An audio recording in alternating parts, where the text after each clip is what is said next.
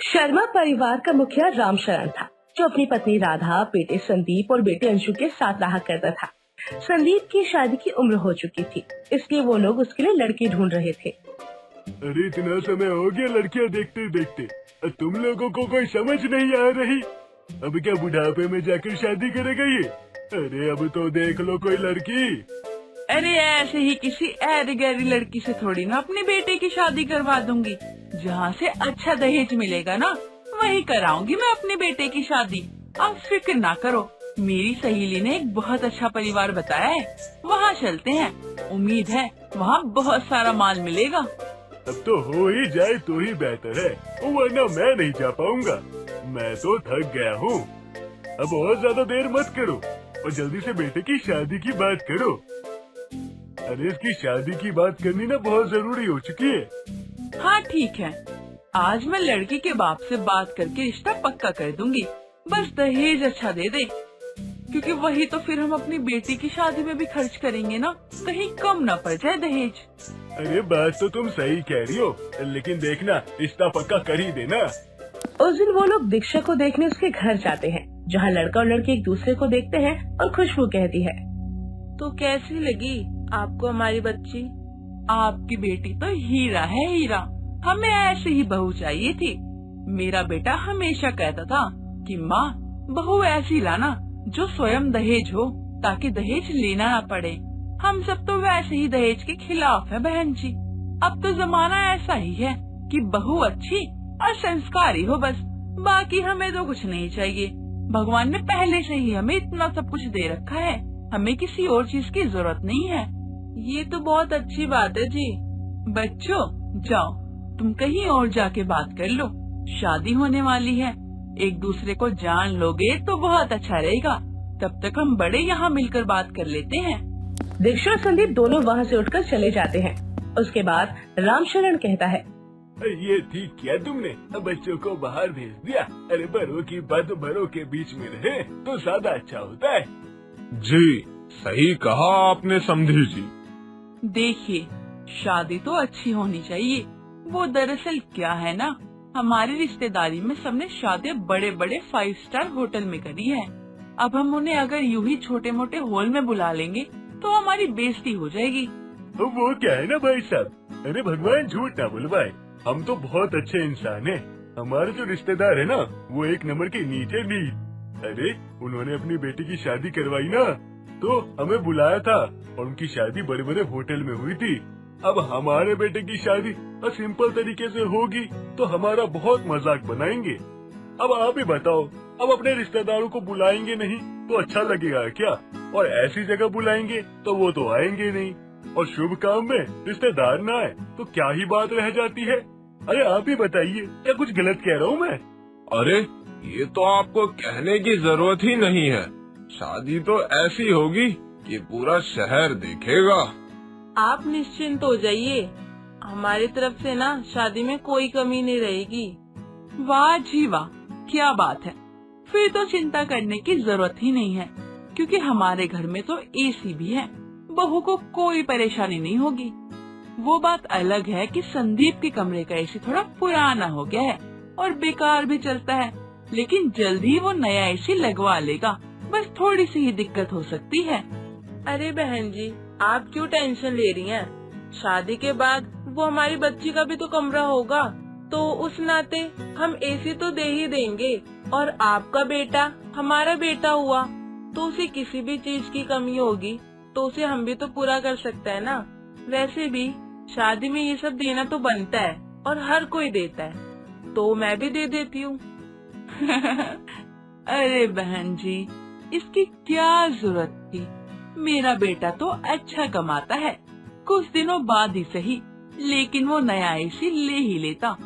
आप भी ना खामखा परेशान हो रही हो। बिल्कुल जी, जरूरत है। अब आप और हम थोड़ी ना अलग अलग है, एक ही हैं, एक ही घर से हैं। और वैसे भी अगर आपको किसी चीज की मदद चाहिए तो हम करेंगे, और हमें किसी चीज की मदद चाहिए तो आप करेंगे। और वैसे भी अभी तो हम सिर्फ अपनी बेटी के लिए कर रहे हैं ना, तो इसमें परेशानी कैसी भला? अच्छा चलिए ठीक है, अब आप इतनी जिद कर ही रही हैं तो दे दीजिएगा। आप जो चाहे वो अपनी बेटी को दे सकती हैं। आखिर माँ बाप का भी तो हक होता है कि वो अपनी बेटी को कुछ ना कुछ दे। वो सब तो ठीक है माँ, पर आपको नहीं लगता भाभी को मायके आने में बड़ी दिक्कत होगी? गर्मी में भैया कैसे लेकर आएंगे इनको इतनी दूर तक? दोनों ही धूप और गर्मी से परेशान हो जाएंगे। भाभी का मायका है भी तो इतना दूर, ऐसे में भाभी कैसे आएंगी? ऐसा क्यों भला बेटा? क्योंकि हमारे घर कार नहीं है ना। भैया तो ऑफिस मेट्रो से आते जाते हैं, इसलिए भाभी को धूप में रिक्शे या फिर बस से ही आना पड़ेगा। मैं तो सोच कर ही हैरान हूँ, इतनी दूर भाभी बस में आएंगी, वो भी कैसे? गर्मी में तो हालत ही खराब हो जाएगी। मेरी बेटी तो आज तक कार से ही आती जाती रहती है, तो फिर हम कार भी दे देंगे। और हम नहीं चाहते कि हमारी बेटी को किसी भी चीज की परेशानी हो, इसलिए हमसे जितना हो पाएगा ना हम उतना करेंगे और हम कार दे ही देंगे। अरे नहीं नहीं, ऐसा मत कीजिए, लोग क्या कहेंगे? और कहेंगे दहेज ले लिया। राम राम राम। देखिए, हमें ना दहेज के नाम से ना नफरत है। हम दहेज लेना ही नहीं चाहते। हम समाज को क्या मुंह दिखाएंगे? और वैसे भी हमारा बेटा इतना अच्छा कमाता है, और कुछ वक्त के बाद कार एसी जो भी लेना वो ले लेगा। आप लोग क्यों परेशान होते हो? अरे लोगों को छोड़िए ना, बच्चों की सोचिए। लोग तो हमेशा बोलते ही रहते हैं, और फिर ये दहेज थोड़ी ना है, ये तो गिफ्ट है हमारी बिटिया के लिए। और वैसे भी हम अपने बच्चों को कार देंगे तो उन्हीं के लिए तो सुख सुविधा होगी। और वैसे भी हम ना दहेज सोच के नहीं दे रहे, हम तो अपने बच्चों को ना आशीर्वाद के तौर पे ये दे रहे हैं, और आपने इसे छोटा सा गिफ्ट समझ के रख लीजिए। अरे क्या समधन जी, आप भी ना। अच्छा ठीक है, कोई बात नहीं, आपकी जो मर्जी हो वो करिएगा। आपकी बेटी है, हम कुछ नहीं कह सकते हैं, जो इच्छा हो वो दे दीजिएगा। और इसी तरह मीठी मीठी बातें करके वो लोग बहुत सारा दहेज ले लेते हैं। तो समय गुजरता है, संदीप और दीक्षा की शादी हो जाती है। पर दीक्षा को नहीं पता था कि उसकी ससुराल में उसके पति के अलावा सभी लालची हैं। हमारे कमरे में नया वाला एसी नहीं लगा, पापा ने तो दिया था। गर्मी भी बहुत हो रही है, लगवा लो ना उसको। हाँ, वो माँ ने कहा था कि जब पुराना एसी काम कर ही रहा है तो नए एसी को लगाने की क्या जरूरत है।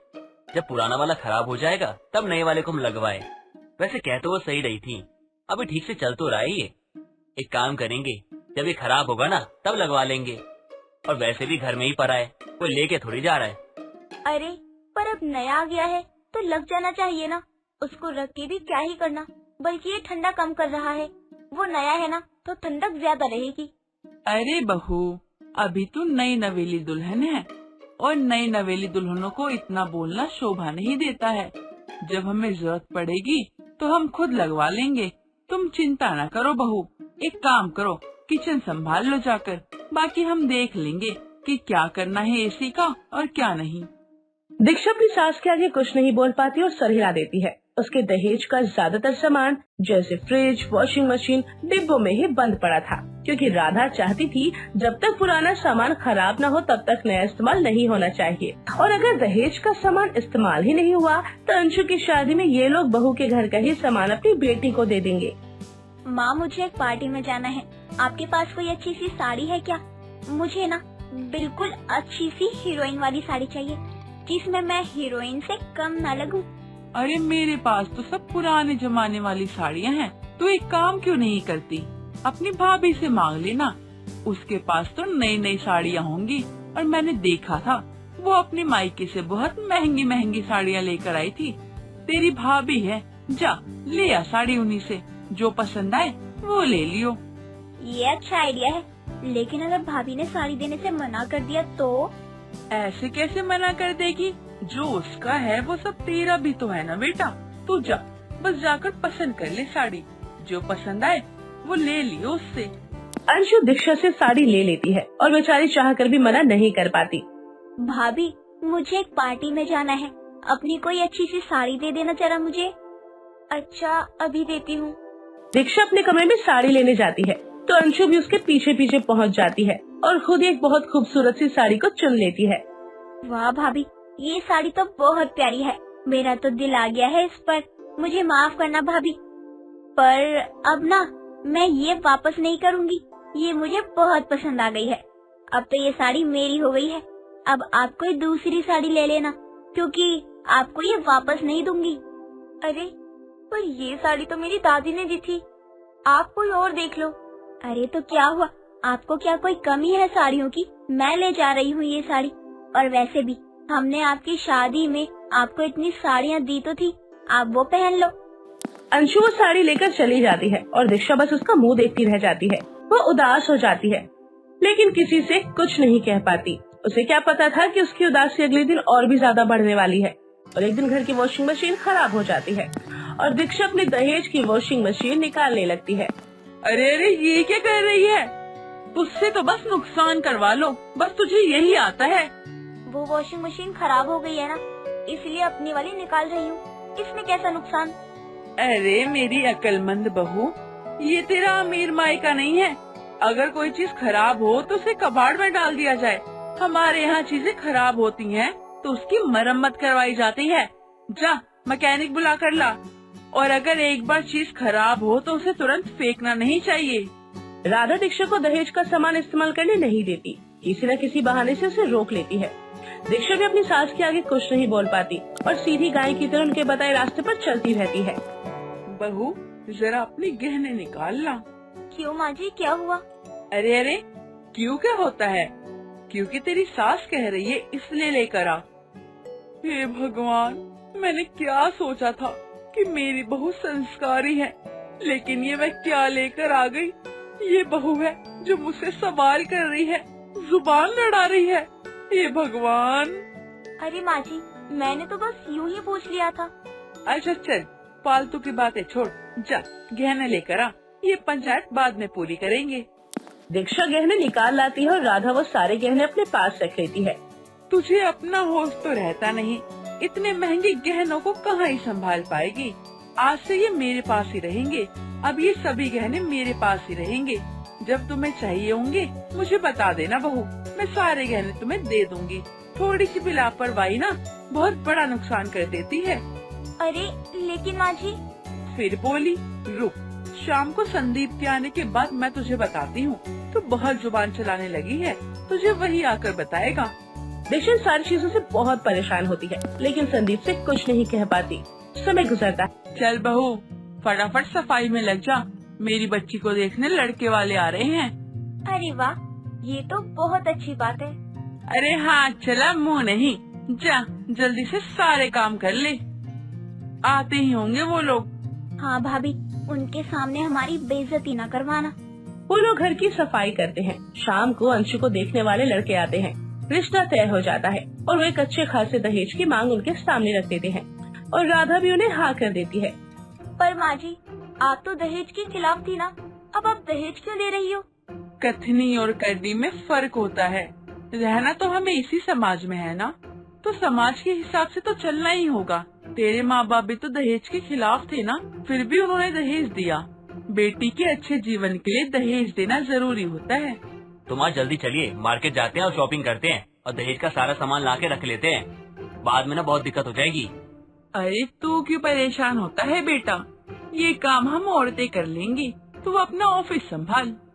राधा संदीप को मार्केट जाने के लिए मना कर देती है, क्योंकि उसके दिमाग में खुराफाती प्लान था। संदीप के जाने के बाद वो अंशु और दीक्षा से कहती है, हमें कहीं भी सामान लेने जाने की जरूरत नहीं है, क्योंकि अंशु की शादी में जितना भी दहेज देंगे ना हम, वो हमारे पास पहले से ही है। मतलब मैं पहले से ही सब कुछ बंदोबस्त कर चुकी हूँ। कहाँ है, कब लिया आपने? अरे तेरी शादी में जो दहेज में सामान आया था ना, वही सामान दे देंगे दहेज में, क्योंकि तब से अब तक कुछ भी इस्तेमाल हुआ ही नहीं है। घर में पड़े पड़े बेकार ही हो जाएगा। उससे अच्छा है कि मैं अपनी बेटी को दे देती हूँ। वैसे भी क्या ही फर्क पड़ता है, जो तेरी शादी में आया तो वो हमारा ही है ना। अगर हम खरीद के भी देंगे तो हमें ही देना पड़ेगा, और तुम्हारे दहेज का देंगे तो हमें ही देना है। बात तो एक ही पड़ती है ना। और अगर हमें कुछ चाहिए होगा तो हम नया खरीद लेंगे, इसमें क्या ही प्रॉब्लम है। वो माँ जी, अगर प्रॉब्लम होगी भी ना तो मुझे कोई फर्क नहीं पड़ता। मैंने तय कर लिया है, मतलब कर लिया है। अंशु की शादी में वही दहेज देंगे जो तेरे घर से आया है, और इसी बहाने घर में थोड़ी जगह हो जाएगी। पता नहीं कितने सामान भरे हुए हैं घर में। अरे वाह माँ, क्या दिमाग लगाया है। मान गई आपको, इससे तो हमारा काफी खर्चा बच जाएगा। पर ये तो गलत है ना, वो तो मेरा सामान है।